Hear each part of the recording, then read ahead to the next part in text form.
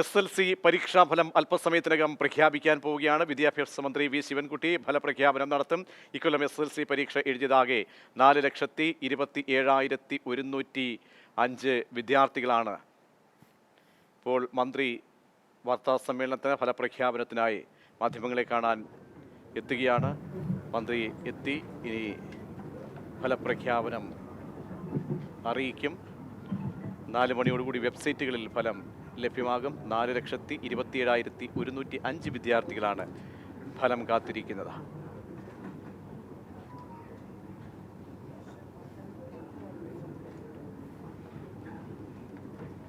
SLC പരീക്ഷാഫലം അല്പസമയത്തിനകം പ്രഖ്യാപിക്കും. മന്ത്രി ഇപ്പോൾ വിദ്യാഭ്യാസ മന്ത്രി എത്തിയിരിക്കുകയാണ്.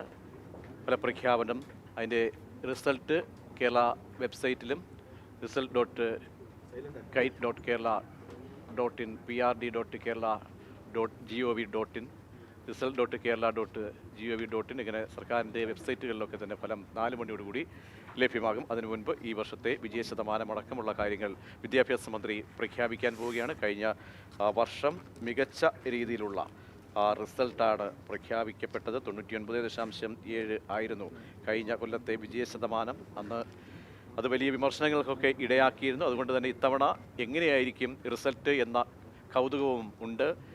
99% അതോ അതിനപ്പുറത്തേക്കോ താഴേക്കായിരിക്കുമോ റിസൾട്ട് എത്തുക?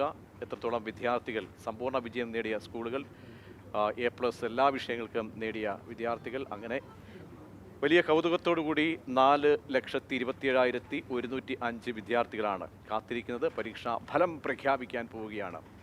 ഫലം പ്രഖ്യാപനത്തിന് ശേഷം സമ്പൂർണ്ണ റിസൾട്ട് അത് സർക്കാരിൻ്റെ വെബ്സൈറ്റുകളിൽ കാണും. SLC exam.kerala.gov.in അടക്കം പ്രധാനപ്പെട്ട വെബ്സൈറ്റുകൾ